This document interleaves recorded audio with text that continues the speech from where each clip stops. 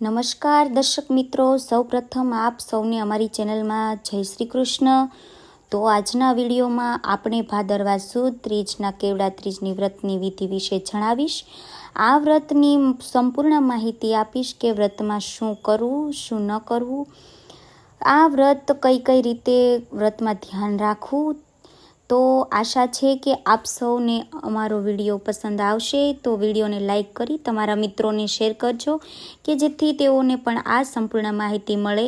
અને આપ અમારી ચેનલમાં નવા હોય તો સબસ્ક્રાઈબ કરવાનું ભૂલતા નહીં કે જેથી આપ સૌને અમારા આવા જ અવનવા વિડીયો મળતા રહે। જય શ્રી કૃષ્ણ।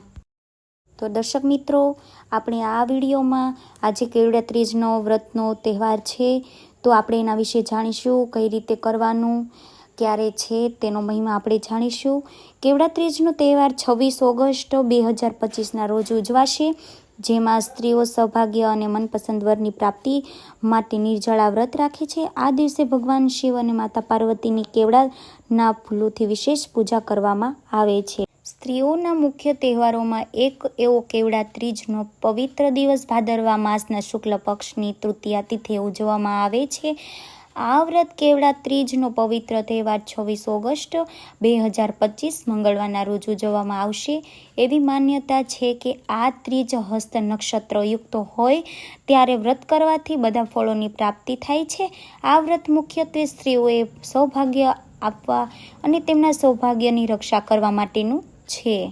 એમ કહેવાય છે કે કેવડા ત્રીજ પ્રાચીન માન્યતા મુજબ ભગવાન શિવની પૂજામાં કેવડાનું પુષ્પ કદી ચડાવાતું નથી, પરંતુ એક પ્રસંગે માતા પાર્વતીએ ભૂલથી ભાદરવા સુદ ત્રીજના દિવસે ભગવાન શિવને કેવડો અર્પણ કર્યો, ત્યારે મહાદેવ પ્રસન્ન થઈને કહ્યું કે વર્ષના આ એક દિવસ મારા ભક્તો મને કેવડો અર્પણ કરી શકે છે, તેથી આ દિવસે કેવડા ત્રીજ કહેવામાં આવે છે। વ્રતનું મહત્વ: પરિણીત સ્ત્રીઓ પોતાના પતિના દીર્ઘાયુષ્ય અને અખંડ સૌભાગ્ય માટે આ વ્રત કરે છે, જ્યારે અવિવાહિત કન્યાઓ સુયોગ્ય જીવનસાથી પ્રાપ્ત કરવા આ વ્રત કરે છે।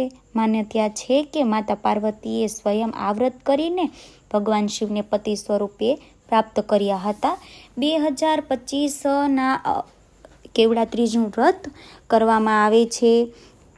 આ વ્રતનું મહાત્મ્ય એવું છે કે તેમાં સ્ત્રીઓ સંપૂર્ણ નિર્જળા વ્રત ઉપવાસ કરે છે, એટલે કે અન્ન જળનો ત્યાગ કરે છે, પરંતુ આજના સમયમાં ઘણી બહેનો પોતાના સ્વાસ્થ્ય અનુસાર પાણી ગ્રહણ કરીને કે ફળફળાદિના સેવન કરીને આ વ્રત કરે છે।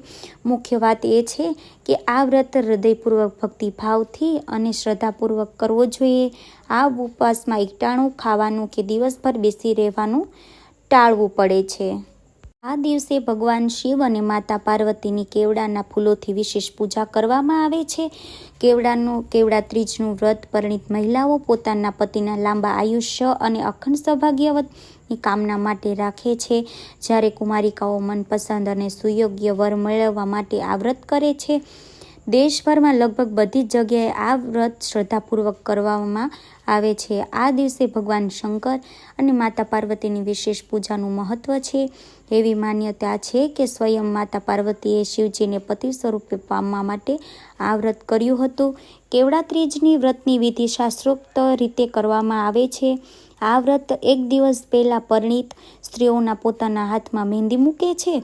આ દિવસે સૂર્યોદય પહેલા સ્નાનાદિ ક્રિયાઓથી પરવારીને ભગવાન શિવની કેવડાના ફૂલોથી પૂજા કરવામાં આવે છે। ઘરને સુંદર રીતે શણગારવામાં આવે છે અને વ્રત કરનારી સ્ત્રીઓ આખો દિવસ નકોરડો ઉપવાસ કરે, એટલે કે અન્ન જળનો સંપૂર્ણ ત્યાગ કરીને નિર્જળા રહે છે। તેઓ વારંવાર કેવડો સૂંઘીને ભગવાન શિવનું સ્મરણ કરે છે। સાંજે વિધિપૂર્વક શિવ પાર્વતીની પૂજા આરતી કરવામાં આવે છે અને કેવડા ત્રીજની વ્રત કથા સાંભળવામાં આવે છે। રાત્રિ દરમિયાન વ્રતધારી પાણી પીતા નથી। સૂર્યોદય પછી વહેલા સવારે સ્નાન પૂજા કરીને પારણા કરવામાં આવે છે અને ઉપવાસ તોડવામાં આવે છે। આ વ્રત દ્વારા સ્ત્રીઓ મારો પતિ દીર્ઘાયુ બને અને મારો સુહાગ અમર રહે તેવી શિવને પ્રાર્થના કરે છે। કુંવારી છોકરીઓ પોતાના ભાવિ પતિ સુંદર અને સુયોગ્ય હોય એવી કામના કરે છે। આ વ્રતનું વર્ણન ભવિષ્ય પુરાણમાં ઉત્તર ભાગમાં શિવ પાર્વતીના સંવાદ રૂપમાં જોવા મળે છે। કથા અનુસાર એકવાર માતા પાર્વતીએ ભગવાન શિવને પૂછ્યું કે દક્ષ પ્રજાપતિના યજ્ઞમાં પોતાના દેહની આહુતિ આપ્યા પછી જ્યારે તેમણે ફરી અવતાર ધારણ કર્યો ત્યારે શિવજીને પામવા માટે તેમણે વ્રત કર્યું હતું. ભગવાન ભોળાનાથે ત્યારે કહ્યું કે હે દેવી, બીજો અવતાર ધારણ કર્યા પછી તમે બાળપણથી જ મારું રટણ કરતા હતા. એકવાર નારદ મુનિએ તમારા પિતાને હિમાલય સમક્ષ મારી ખૂબ પ્રશંસા કરી હતી, જેનાથી તમે મન ખૂબ ખુશ થયા હતા. પરંતુ જ્યારે નારદજીએ તમારા લગ્ન ભગવાન વિષ્ણુ સાથે કરાવવાનું સૂચવ્યું ત્યારે તમે નારદજીની પણ ખૂબ ગુસ્સે થયા અને તમારા પિતાને જ્યારે તમારા વિવાહ વિષ્ણુ સાથે કરાવવાનો વિચાર કરી રહ્યા હતા ત્યારે તમે ખૂબ મૂંઝાયા હતા. આ મૂંઝવણ દૂર કરવા તમે તમારી સખી સાથે વનમાં ચાલ્યા ગયા. વનમાં તમને માટીનો ઢગલો મળ્યો અને બાળકની જેમ તમે તેની સાથે રમવા લાગ્યા. તમારું રોમે રોમ મારું રટણ કરતું હોવાથી તમે બયોધ્યાપણે મારું શિવલિંગ બનાવ્યું હતું. ત્યારબાદ તમે વનમાંથી કેવડાના ફૂલો, અન્ય વનફૂલો અને વનસ્પતિ લાવીને મને ખૂબ ભાવપૂર્વક ચડાવ્યો. તે દિવસે ભાદરવા માસની અજવાળી ત્રીજ હતી અને તમે આખો દિવસ કંઈ ખાધા પીધા વગર નકોરડો ઉપવાસ કર્યો હતો, પાણી પણ ન પીધું હતું. ભગવાન શિવ કહે છે કે આમ તો મેં તમને કેવડો નથી ચડાવતો, પરંતુ તમારા ભાવને કારણે તે દિવસે ચડાવેલો કેવડો મેં સ્વીકાર્યો હતો અને હું ખૂબ પ્રસન્ન થયો હતો. તે તમને મેં વરદાન માંગવા કહ્યું ત્યારે તમે કહ્યું હતું કે હે ભોળાનાથ, જો મેં ખરા ભાવથી તમારી ભક્તિ કરી હોય અને રોમે રોમથી તમારું રટણ કરતી હોઉં તો તમે જો મારા પતિ બનો. અને મેં તમને તથાસ્તુ કહી દીધું હતું. ભગવાન શિવે આગળ જણાવ્યું કે તમે આખી રાત જાગવાને કારણે તમને ભૂખને કારણે થાકીને સૂઈ ગયા હતા. જ્યારે તમારા પિતા તમને શોધતા શોધતા તમારી પાસે આવ્યા અને જંગલમાં સૂતા જોઈને ખુશ થયા. તેમણે તમને પોતાની સાથે આવવા કહ્યું ત્યારે તમે સંકોચ વિના કહ્યું કે તમે શુદ્ધ મનથી તેમને શિવને વરી ચૂક્યા છો. હે દેવી, તમે અજાણાથી કેવડા વડે મારી પૂજા કરી હતી અને આખો દિવસ ઉપવાસ કર્યો હતો. આ વ્રતના પ્રભાવથી તમારા પિતા માની ગયા અને તમારા લગ્ન મારી સાથે કરાવી આપ્યા.